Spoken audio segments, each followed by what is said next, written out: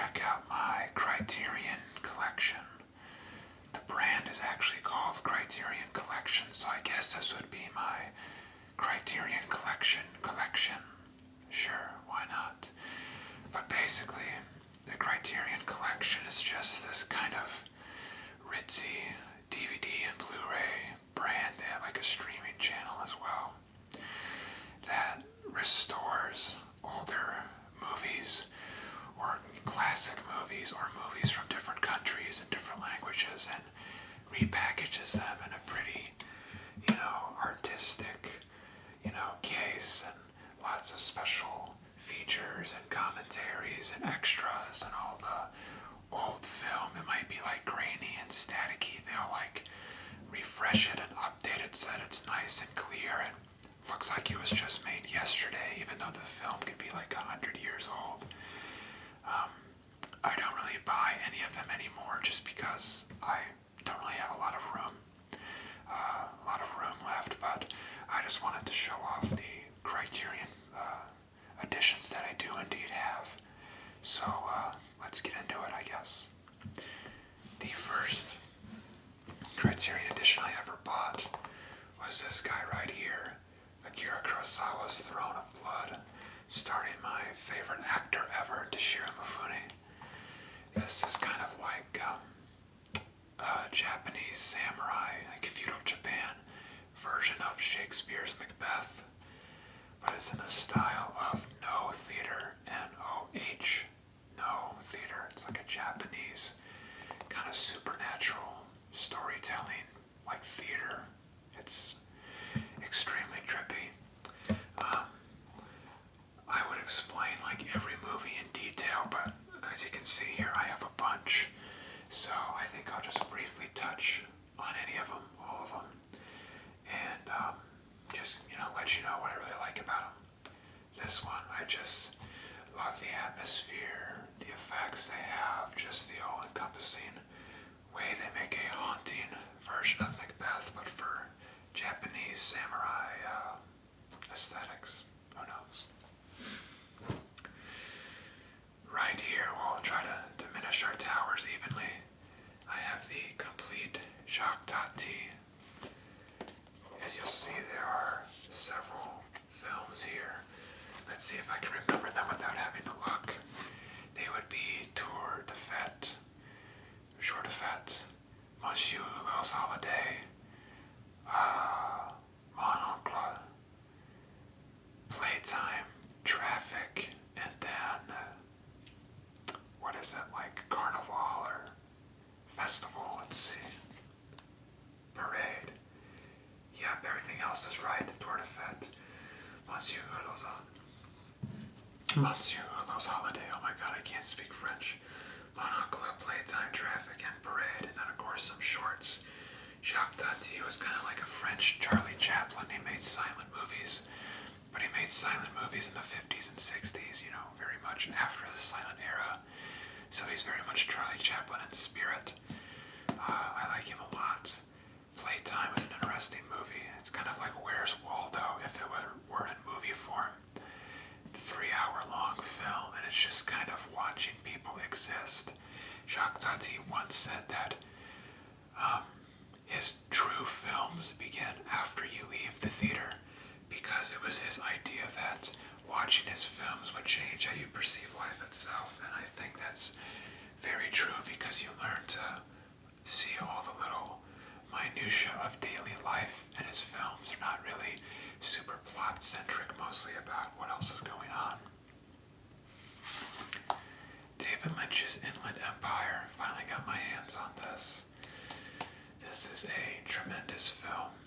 I particularly love the rabbits section in this movie. Rabbits is my favorite TV show.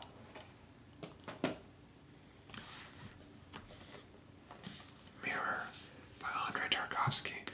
Andrei Tarkovsky is my favorite filmmaker, and Mirror is probably his most personal work. It's astounding. It's amazing. And it was a huge inspiration for me for a lot of my own personal writing.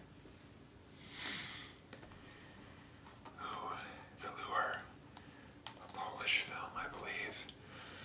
Oh gosh. Sorry, excuse me if I'm all bubbly. I just filmed a Wingstop and Friendship video, and I'm kind of feeling the after effects. But this is an amazing horror comedy musical, and I highly recommend it. It's just fun and poppy and just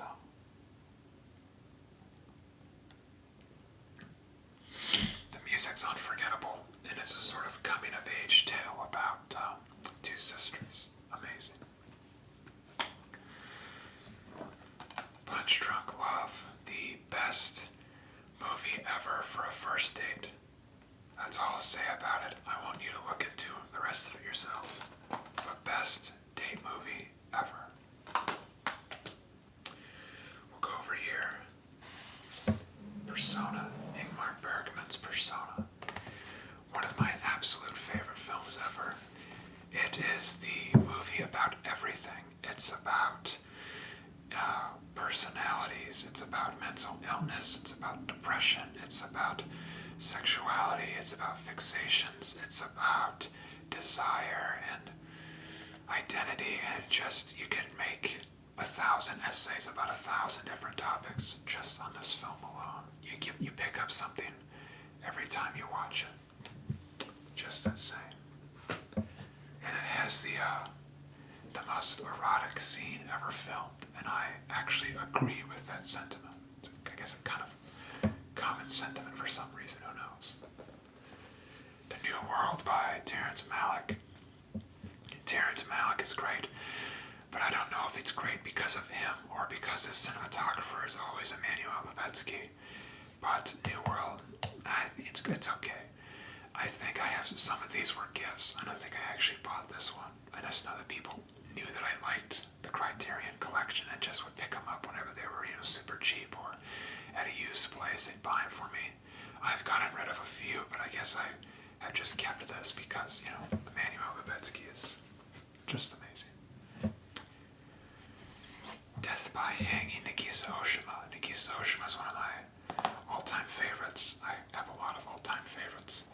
This film is also one of those films that could be about a bajillion different topics based off real-world events.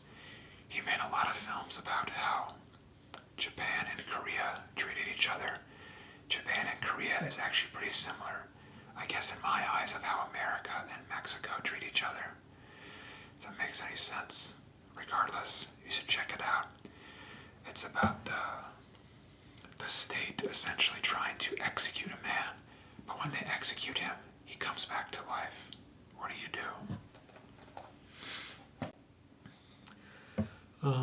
I'm going to shift back to my soft-spoken voice real quick here, just because, I don't know, but my whisper voice really hurts right now. Strange. We're going to go to Andrei Rublev, and now that I'm in the middle of a move, so these are usually in an order, but I just kind of got them all out of a box and quickly stacked them up. But conveniently, it's right next to Solaris, which these are both by Andrei Tarkovsky, who I mentioned earlier.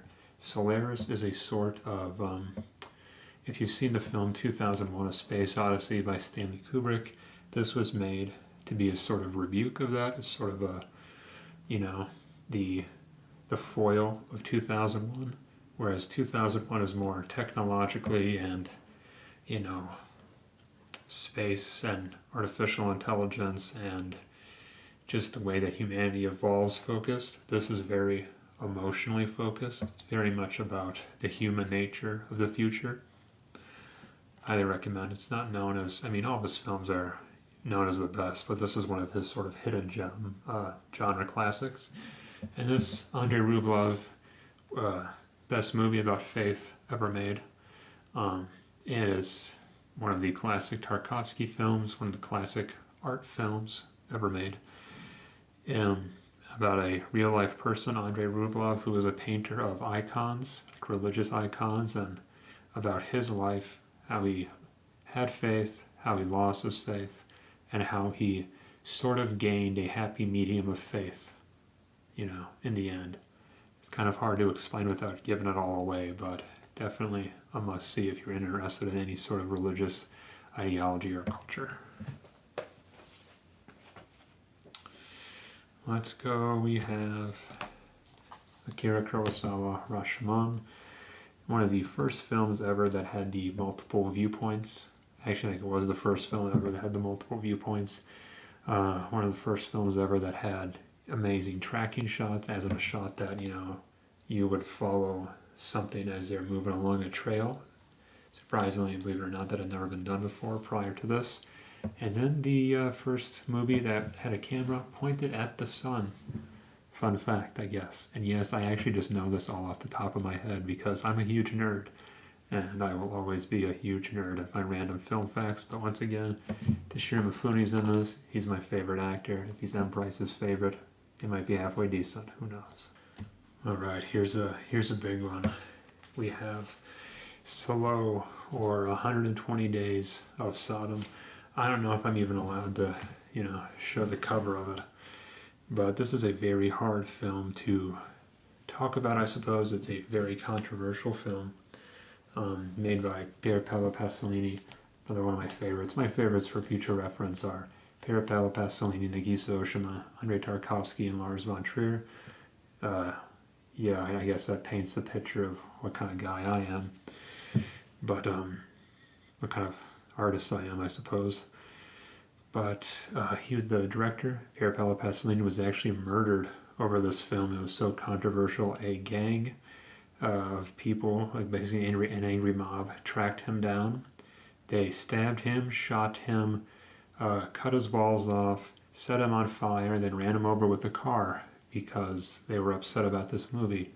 If you think that cancel culture is real nowadays, we'll go back to like fascist Italy, and then ask about cancel culture. Very powerful film, one of the most densely packed, meaningful films I've ever seen. On the outset, it's a film about these sadistic creeps torturing these young people, but what it actually can kind of come down to is a statement of anti-fascist power, study of sexual revolution. It's just so dense, it's so hard to talk about. And at its core, structurally, it's even a comedy in the classical sense of like what a comedy means. And it's one of those things where it's just horrifying the first time you see it, but if you see it more times and if you really study it and learn it, you sort of see the weird humor that's involved in it, if you can believe that. It's probably not a film you want to see, but if you do happen to see it, try not to judge it too hard. These are my favorite ones over here. Charlie Chaplin's Modern Times. My favorite Chaplin film, of course. Let me start actually tapping on these. Maybe that'll be better. He made it well into the talkie era. Still making silent films. That's why you have some scenes in this, like the nonsense song, the gibberish song, or whatever you want to call it, where there is like actual audio. That isn't just all music. So it's kind of a silent film, talkie, intermingling, very, very interesting. He didn't really want to go into the talkie world, and he kind of went kicking and screaming eventually, but he very much wanted to stick to the old school style of movies, and this is sort of the last hurrah of silent films. We have Blue is the Warmest Color by, what's her, Abdelatif Ketchichi? I don't know the name. It's French. I think they only ever made this that I can remember. But something that always stuck with me about this, because there's obviously a lot of it's like a young lesbian romance movie, and some people really like it, some people don't. What I was super interesting about it was not that it was necessarily gratuitous toward its depiction of sexuality, but it was gratuitous toward its depiction of food. Because food in this film is a common theme that gets brought up over and over again, and how they demonstrate the class difference between these two girls. And yes, I'm probably, really going for a long shot with this, this analogy. But I just love the depiction of food in this, and how a lot of times almost just disgustingly it's portrayed, or just, weirdly portrayed. I don't know if you're interested in that, check it out. We have Stalker, Andrei Tarkovsky, another great sort of intellectual science fiction hit. It's kind of like Blade Runner in the sense that yes, it is science fiction, but there's a lot more depth to it than like, say, your very standard, sci-fi trash or whatever you want to call it. Basically, there is a room that if you go into it, your heart's truest desire, not a wish, but your heart's truest desire will come true. And it creates a gigantic moral and human dilemma. Very interesting film. Another interesting fact about this is that a large majority of the people who filmed it and acted in it died shortly after it was made because it was actually filmed in a radiation zone. It was filmed before people basically knew that they were like super, super, super bad, as well as there just, weren't regulations and whatnot back then. And a lot of people got cancer making that film. But that's one of the reasons why it looks, not that this is, of course, justifying anything, but why the film looks so amazing and so otherworldly, because it quite literally is in a fallout zone. We have The Immigrants and the New Land by Jan Troell, I believe. Yes, Jan Troell. This film was gifted to me just because my ancestors are also, Swedish, Norwegian, that kind of Scandinavian mix. And this is, kind of a depiction of how my family came to be in America here. So, kind of neat. Ooh, what do we have here? We have Lady Snowblood, 2-disc collection, Lady Snowblood, and then Lady Snowblood, Love Song of Vengeance. If you ever talk to me, you know that my least favorite filmmaker, one I absolutely despise, is Quentin Tarantino, because I think he's a talentless hack, and he's just made one movie. He made Reservoir Dogs, and he's just remade Reservoir Dogs, 10 times with a different cast and a different setting. I think he sucks. And if you like Kill Bill, you need to watch this movie, because this movie, the first Lady Snowblood, the second one's kind of meh, but the first Lady Snowblood is literally all of Kill Bill, but instead of this 5-hour slog that Quentin Tarantino turns it into, it's just an hour and a half. Even shorter than that, I think. The music's way better because Tarantino, of course, can't help but steal anything he looks at. The action is way better choreographed. Acting, it's just all around better, So if you want something original, check out Lady Snowblood and throw your DVDs of Quentin Tarantino stuff away, please. Let's just go to the Fisher King, Terry Gilliam, starring Robin Williams, and I think Jeff Bridges was in this, wasn't he? Yeah, he was in this. Kind of like a modern day Find the Holy Grail in the center of New York kind of deal. Robin Williams is exceptional as always. And Terry Gilliam has his low-angle shots as always. I just thought this was the best thing ever. Back when I was young and I wanted to share my love of movies with my family and whatnot, they don't really get it as much as I do, I guess, with the artistic angle of it. I bought this for my mom, and then I was checking out their collection because I didn't know that this was really a thing. But my dad was like, "Oh yeah, she has a Robin Williams shelf in her room." I'm like, "Really?" So I he helped me sneak in there. We checked it out, and of course I saw the Fisher King already that she owns. I'm like, "Oh well, I guess I own this now." But it's a good movie. I like it. Ooh, Valerie and Her Week of Wonders by, I'll get this wrong, Jaromil Gires, Czech New Wave. I don't know how to speak Czech or pronounce any of that correctly. I'm sure at some point I did. A lot of great Czech New Wave films. It's, everyone's favorite subgenre to talk about. I don't own any of the other films. I don't own Daisies, or I just own this one. But this is a fun one. It's, kind of about coming of age for women, as you may even guess from the title, the cover there, I mean. Very interesting, very weird. Its depictions of vampires are very creepy. Just a lot of sort of hypnagogic imagery, psychedelic imagery in it, and I really enjoyed for that aspect. I'll try this one. Fellini Satyricon. I don't really much like Fellini, to be honest. I think, there are like three giants of film, that kind of represent different ideas or presentations. Kurosawa is, Japan, and he's kind of like the action movies you would see in like a Cineplex, Bergman, Sweden, kind of movies you would see in an art house. And then to me, Fellini was always that third pillar, and he sort of represented going to like a carnival or like a live show or something really energetic and, not happy-go-lucky, but had that, the vivacity of life. You could say, I just don't really into it. It's not how I've, not how my personal life has gone. I'm more into like Bergman and Kurosawa. But this is probably my favorite of Fellini's films because I didn't understand it the first time until I read more about it. But it's a science fiction film, but it's a science fiction film from the perspective of like period Italy, like period Rome. How people way back then would have interpreted science fiction.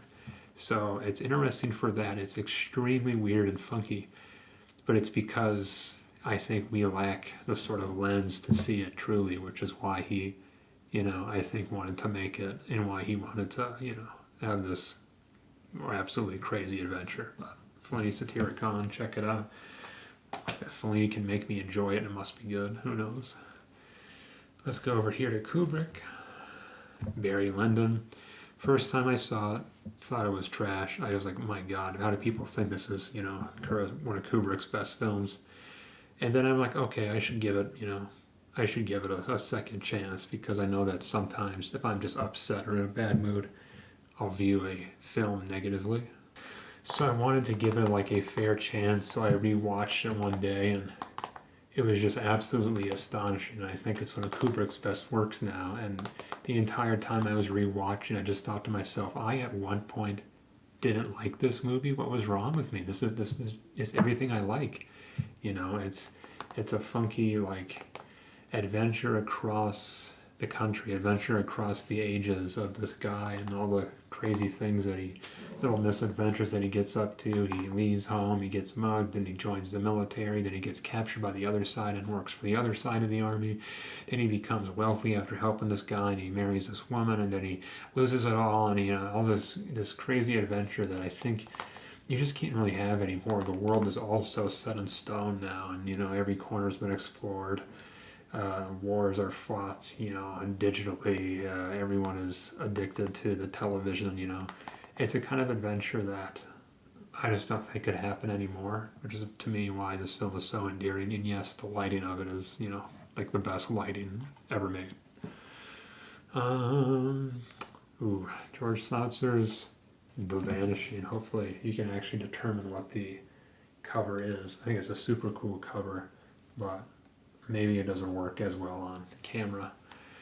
This is like the most unsettling movie ever made. I think it's not scary, it's not terrifying or upset, or it's not any of those other things you may usually use to describe like a horror film or a suspense film, but this is just unsettling.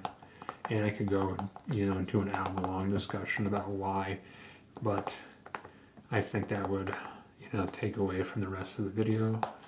But do yourself a favor, look this film up, or don't if you want to, sleep tonight. But it's just absolutely unsettling, and one of my favorite, if not my favorite, movie villain of all time is in this. Another Kurosawa film, The Hidden Fortress. This was the film that George Lucas said inspired Star Wars.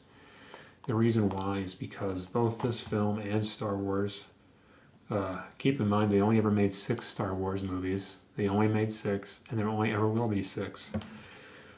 But the reason why there's that parallel is because both stories are this gigantic, sort of opera, is very dramatic, very passionate, and it's narrated from the perspective of the lowest people in that society. So for instance, The Hidden Fortress is narrated by 2 peasants, and in Star Wars it's narrated by the 2 droids, R2-D2 and C-3PO. You notice how they're always in every scene, at least one of them is, and they're like the only consistency across the 6 movies. It's like R2-D2, C-3PO, and then of course Obi-Wan and Anakin are in all of them. But this film's, it's fine. I mean, I just watched it and owned it initially because of that Star Wars parallel, back before Star Wars was ruined. I mean, the originals are still good. Just don't pay attention to the new ones. But it's still good. Toshiro Mifune's in it. As you know, he's my guy. This film is Vampire by Trier. Vampire, Vampura, however you want to say it. Really, it's kind of a, not like a midnight movie necessarily. I mean, it's from like the 20s. I think it's from, the 30s, from 32. But, yeah, one of the first vampire movies, one of the first, main horror movies ever made. This and Nosferatu. Nosferatu, obviously, by, F.W. Murnau made that, right? But I think Nosferatu is a little better, especially the Werner Herzog Nosferatu from the 80s. But this one's good. It's fine. There's some nice imagery in it. I think the Criterion edition is kind of neat because it actually came with a copy of the book that it was initially based off of. I mean, Criterion always does that. They throw in little supplements like that. Some are better than others, Some are just like really? Like, this even existed?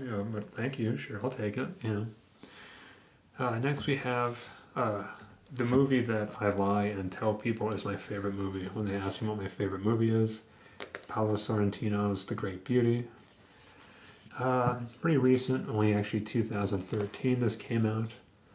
But it's about, it's about this guy who I could see being me when I grow old.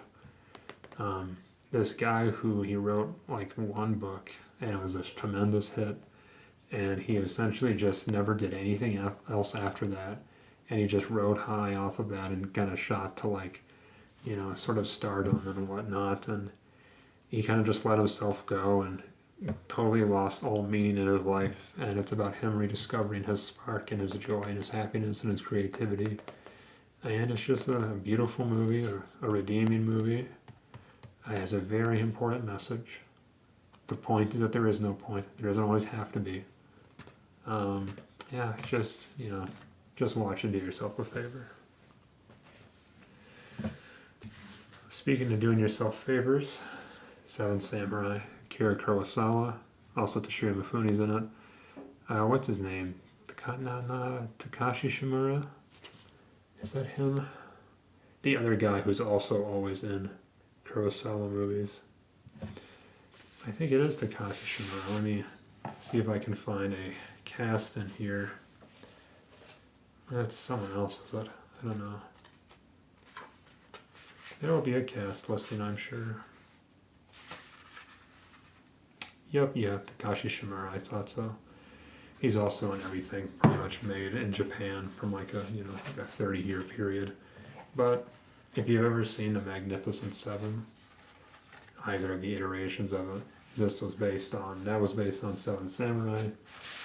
A lot of cowboy movies are based on Japanese movies, like Fistful of Dollars, Few Dollars or More, The Good, the Bad, and the Ugly. That's all based off of Yojimbo and Sanjuro. But a lot of Japanese, movies are just based off of old folk tales and just ancient history in general. So I mean, everyone steals, I guess. We have My Man Godfrey, just the best feel-good movie ever, starring Carole Lombard, of course. Everyone loves Carole Lombard. I might love her a little more than you. Carole Lombard and Audrey Hepburn are the queens of all time, as well as Gina Rollins. Just the most amazingly cast film of all time. Just fantastic writing. It's just a complete bonanza of a film. It's like high society for the 1920s, 1930s, and all the sort of neuroticism of this family, and this very down-to-earth, humble man who kind of gets thrust into the middle of it, and how he responds to everyone's hilarity.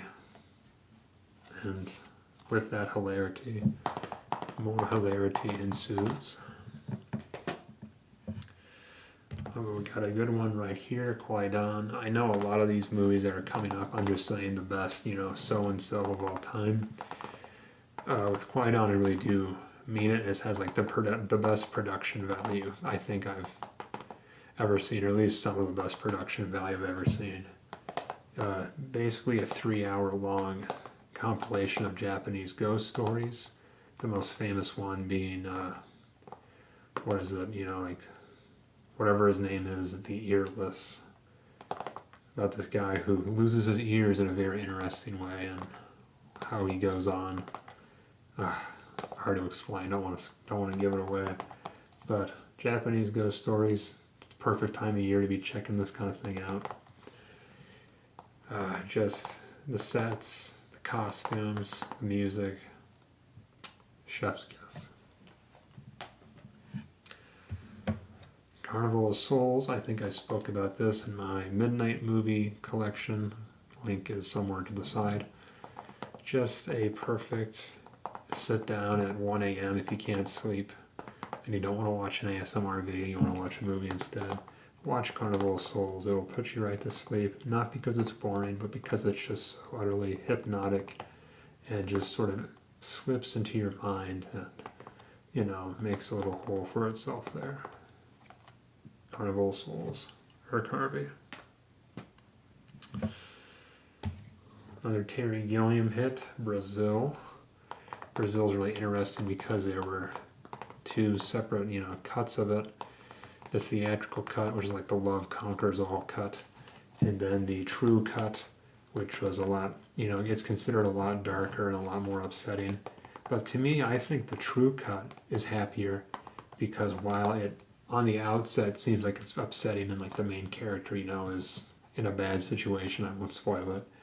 I think while he's physically in a bad situation, his mind is in a blissful and heavenly situation. And I think it's about how his spirit endures, how Brazil endures, I guess. Let's just be that great of a song. And I think it's just special that way. And I think it just goes to show that a lot of theatrical cuts, take them or leave them. I know, all I can really think of that as like a better theatrical cut is Ridley Scott's Alien. He himself was like, yeah, my director's cut isn't really even that good. Just watch the theatrical version because the director's cut makes it too long and breaks up the tension and the pacing, and it does. Alright, we have The Red Shoes by Powell and Pressburger, Michael Powell and Emmerich Pressburger. This was made,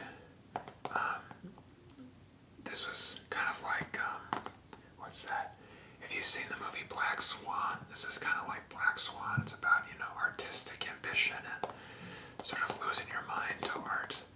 Black Swan by Darren Aronofsky, and then like Whiplash by Damien Chazelle. All very similar. An artist losing their mind. This is like Martin Scorsese's favorite movie. One of his favorite movies, at least. He kind of changes what he likes a lot. But he actually owns the real life Red Shoes. Because, like I said, he really likes it. And I'm sure Marty has that screw you money. This is Hunger, made by Steve McQueen. Not the actor, the filmmaker. Starring Michael Fassbender. It's about the real life hunger strikes of this guy in Ireland. Who was it?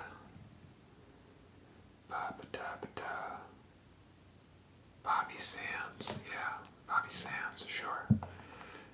Pretty good. One of the first ones I bought, not because I just liked Michael Fassbender, okay. What do you want from me? Yeah. I kinda, at first I bought Throne of Blood, then I bought a few more Kurosawa, and then I bought another random group here and there, and then I kinda would just buy them, a few a year when sales would go out. I have one of the other most controversial movies ever made, In the Realm of the Senses.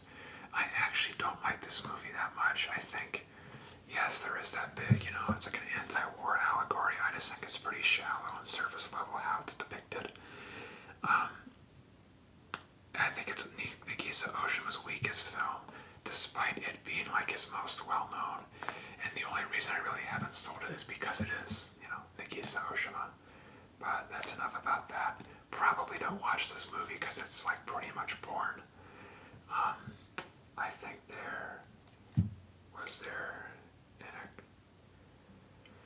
I think maybe not on this version, or maybe it was. No, I don't see it.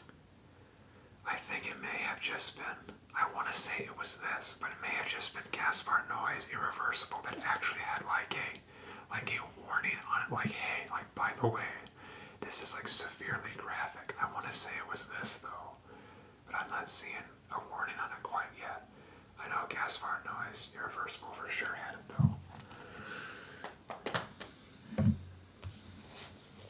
We have, oh god.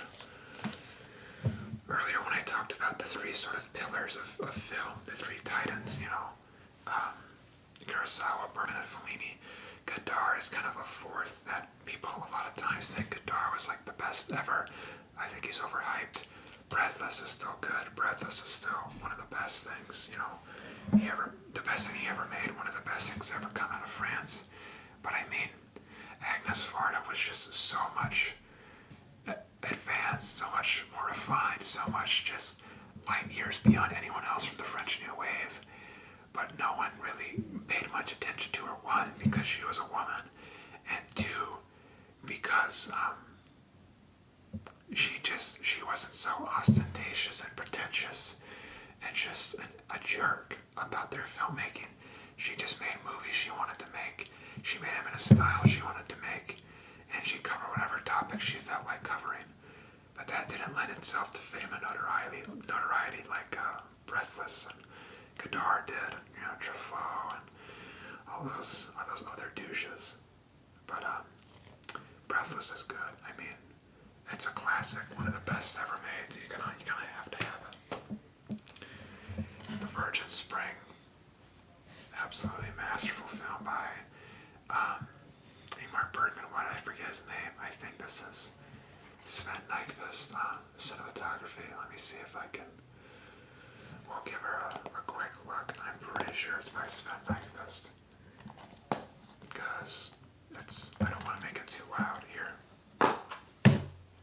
Because Sven Nykvist, Vadim Yuzov are some of my favorites. Vadim Yuzov was a cinematographer for a lot of Tarkovsky stuff, and he didn't want to do it for Mirror because he said Mirror was too weird and he didn't understand it. And he's like, you know what, Tarkovsky, go to hell, just do it yourself.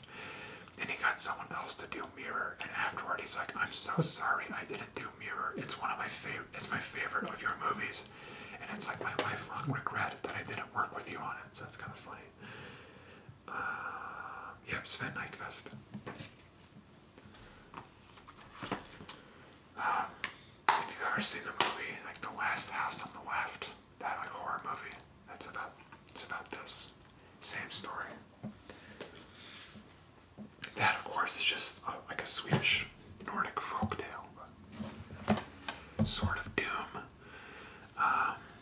As stars Tetsuya Nakata, I forget. It's Kihachi Okamoto made it, whatever.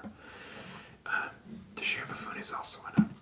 Best, just amazing sword fight scenes, and the last scene is I think one of the longest continuous fights ever filmed, and it just stops mid-fight. It's hard to explain what that means, but the movie itself is kind of meh. It gets kind of long and flighty at times, but just look up Sword of Doom final sword fight, and you'll just be blown away. And then we'll empty out one stack here. We have Naked Lunch. This is a Cronenberg, a Cronenberg film based off of the Burroughs novel, not Edgar Rice Burroughs, my Tarzan man. But in fact, William Burroughs, that's his name. Really cool film. The film actually, because the book itself was considered unfilmable, this movie describes the book as well as works and aspects of Burroughs' own life into it. Kind of trippy and interesting. Speaking of trippy, we have Paolo Pasolini's The Trilogy of Life. 3 films on this, the Cameron Canterbury Tales, and then Arabian Nights. those Canterbury Tales, at least I hope, about, short stories of, like England. And then, of course, 1001 or whatever, Arabian Nights. That's, like Aladdin is in that, just all the short stories, but in like the Middle East. The Decameron is like short stories, but in Italy, so they're all pretty similar in vein. I love the first two, but Arabian Nights is just, I don't know, just is kind of different from the others. I didn't so much enjoy it, but one of my absolute favorite lines ever is in the Decameron at the end of it, when Pasolini himself is acting in it. And he's this artist, and he has this triptych, and he only paints 2 pieces of the triptych. And someone asks him, "Oh, why aren't you going to finish it? Why did you make the 3rd part?" And he says something like, "Oh, but how beautiful it is yet to dream." And I just think that's so poetic and beautiful. How beautiful it is yet to dream. The idea that you may have these lofty ambitions and these lofty goals, but sometimes it's just better in your head. There's some things you just can't explain or can't, depict accurately as well as you want. Okay, we're going to finish out this stack. We have an interesting little subset of the Criterion collection, and that is the Eclipse collection. The Eclipse collection are like box sets, you'll see, of lesser known films by major artists or just other random works. So this is like post-war Kurosawa. So it's Kurosawa films that aren't super famous like his other ones, but I mean, he still made great films. So this is kind of your way of seeing the lesser known work of his. So this includes No Regrets for Our Youth, One Wonderful Sunday, Scandal, which is incredible, The Idiot, based off of the Dostoevsky novel, and then I Live in Fear. I Live in Fear, I think, is just one of the coolest titles ever. I Live in Fear. About nuclear worries and anxieties post-World War II, of course. When horror came to Sochiko, this art film company that made, hoity-toity, fancy, pretentious art movies, some of which are gathered here today. But they wanted to make some weird, like, body horror, sci-fi horror, just random, off-the-wall movies. So this is a collection of the weird sort of side project they had for like a year, just for fun. So this is The X from Outer Space, Goki, Body Snatcher from Hell, The Living Skeleton, and Genocide. The X from Outer Space is cool because it's like Godzilla, but if Godzilla were a giant chicken monster thing. Check it out if you can. Alright, we have Oshima's Outlaw 60s. Takeshi Oshima made a lot of, controversial films. He was kind of known for his controversy and for pushing the audience's buttons. So this was him maybe finding his voice and how to do that. This includes Pleasures of the Flesh, Violence at Noon, aka Violence at High Noon, Sing a Song of Sex, Japanese Summer Double Suicide, aka Night of the Killer, and 3 Resurrected Drunkards, aka Sinner in Paradise. 3 Resurrected Drunkards is amazing. A film that if I could remake any film, I would remake that. Just because it's just so wild and such a high concept idea, if you ask me. And then the last Eclipse series I have is early career Kurosawa. I like Akira Kurosawa, if you can tell. And this is just Senshiro Shigata, the most beautiful Senshiro Shigata Part 2, and then The Man Who Tread on the Tiger's Tail. Are any of these super good? No. I mean, they're his first films ever, but they are his first films ever, the start to a legendary career. And for that, it's just something, I think there's something to be seen here. Just, if you ever want to see the early days of a fantastic artist, check it out. We'll save these ones for last. We'll do the rest of these. We have David Lynch's Eraserhead. Very ambiguous and open to interpretation film. I need David Lynch to reach out to me because he says that no one has ever told exact meaning of what it means to him. And I think I know what it, like, quote unquote, truly means. And because I've never heard anyone else give this interpretation. So I think I'd like to talk to him one day and talk to him about this film. And I'd like to talk to him about my art as well. Because when I first finished my self-published, book or whatever, David Lynch had a YouTube series kind of like this. Maybe I'll link his channel somehow. And he would make, weekly videos about, what are you doing this weekend kind of thing. Updating on people's projects or his daily weather reports, a lot of fun stuff David Lynch would do. And on one of them, I said, yeah, just kind of random thing, but I finally finished my book and kind of, all that stuff. And I got a few likes on that comment. And then that day, I got one sale of my book online.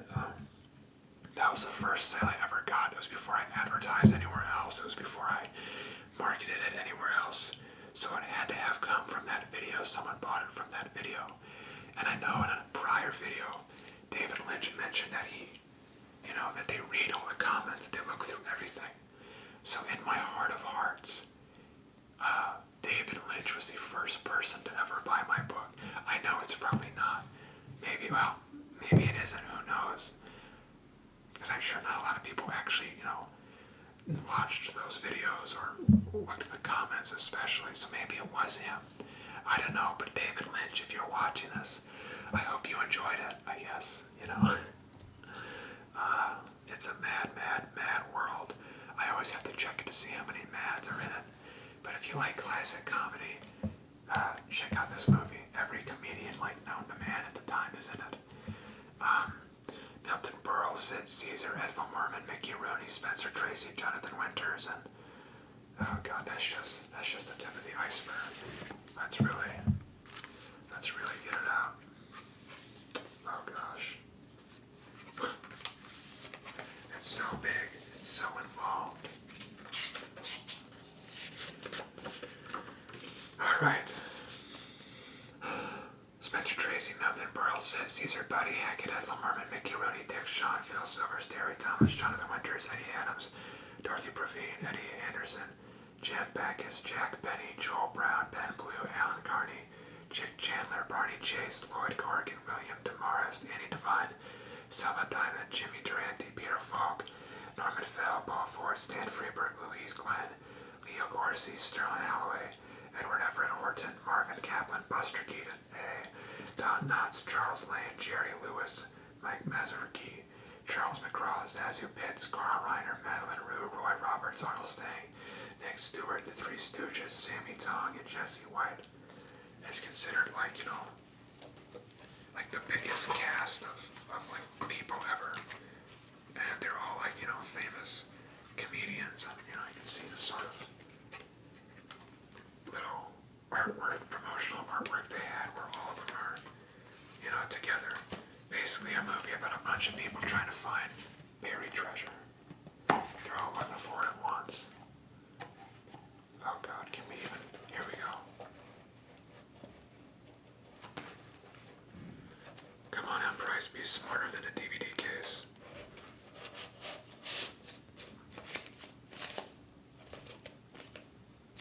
I feel like I messed it up somehow. Did I? Do I suck? Oh yeah. This didn't fit quite right. Here we go. I'm an idiot. James Caan and Michael Mann, or James Caan and Michael Mann's Thief. James Caan is just super sexy. That's all I have to say. The Killing by Stanley Kubrick. Honestly, The Killing is okay, but the best thing about this is one of the supplements is The Killer's Kiss, which is one of Kubrick's very early films, which I think is a lot better than The Killing. So honestly, just buy this edition for The Killer's Kiss. I don't know why it's so good, but I just thought it was. Here we have Nobuhiko Obayashi's House.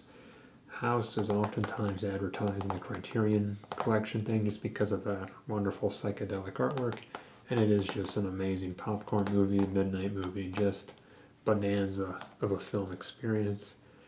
Yeah, I won't even go to bother to describe it just because it is truly indescribable.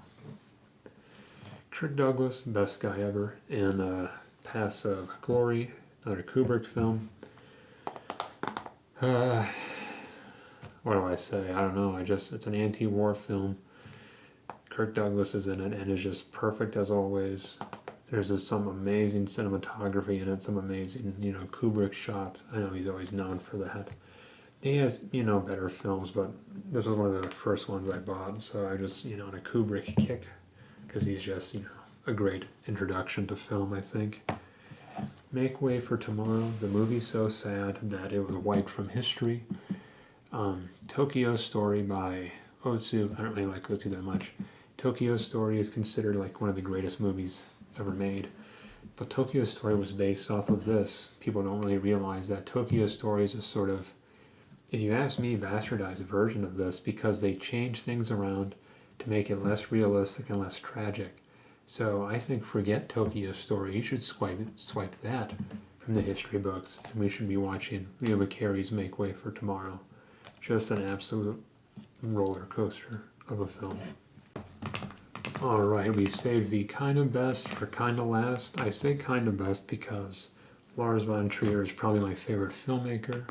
Red flag alert. But these aren't necessarily my favorite films of his. They're just the ones that happen to be in the Criterion collection. So we have Breaking the Waves, probably his most lauded film, the film that he got a lot of attention for.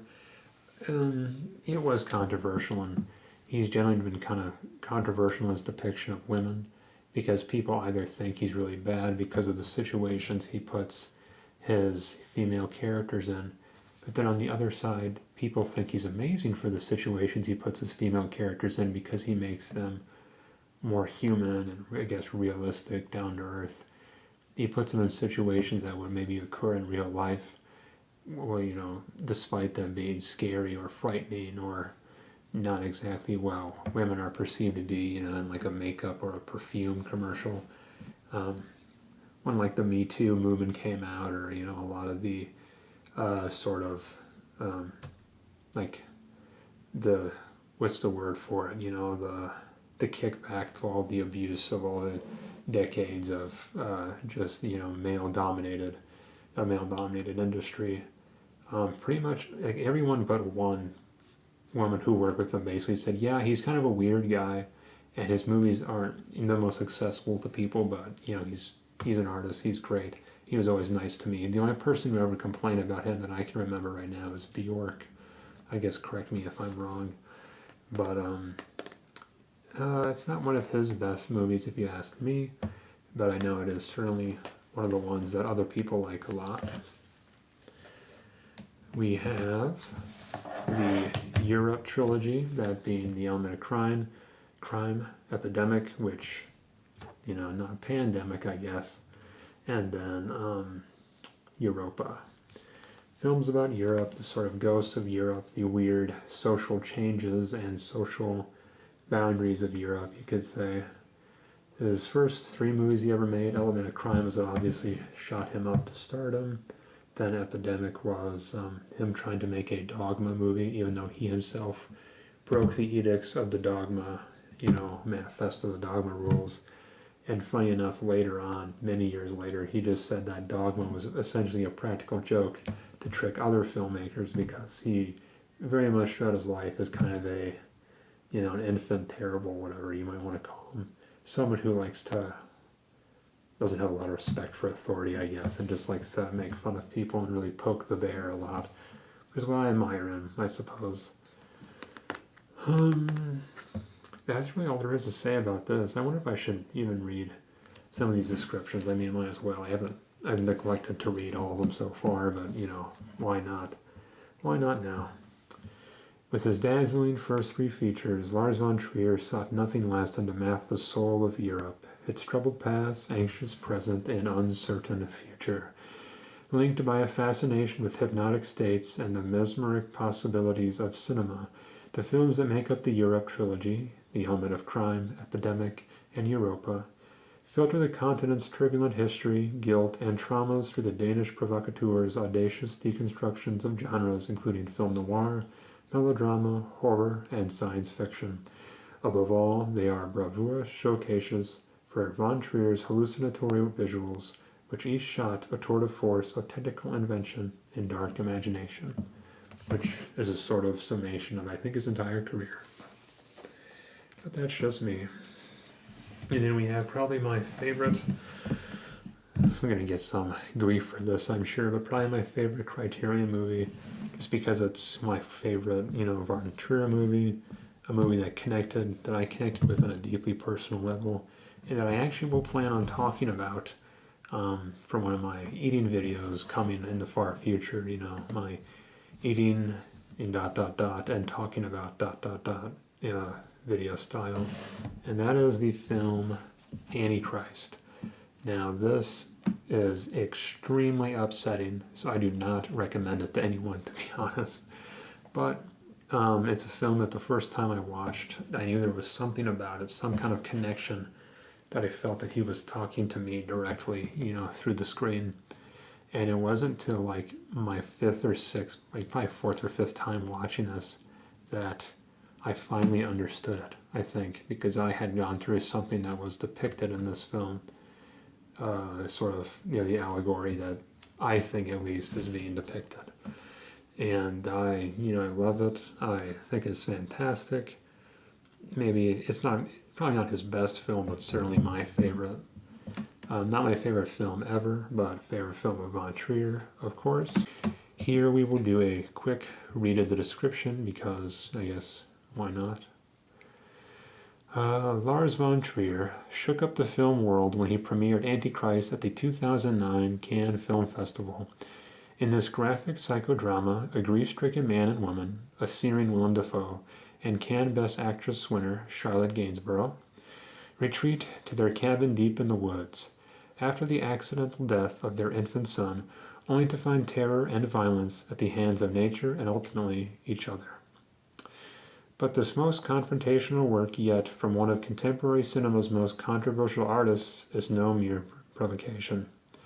It is a visually sublime, emotionally ravaging journey to the darkest corners of the possessed human mind, a disturbing battle of the sexes that pits rational psychology against age-old superstition, and a profoundly effective horror film.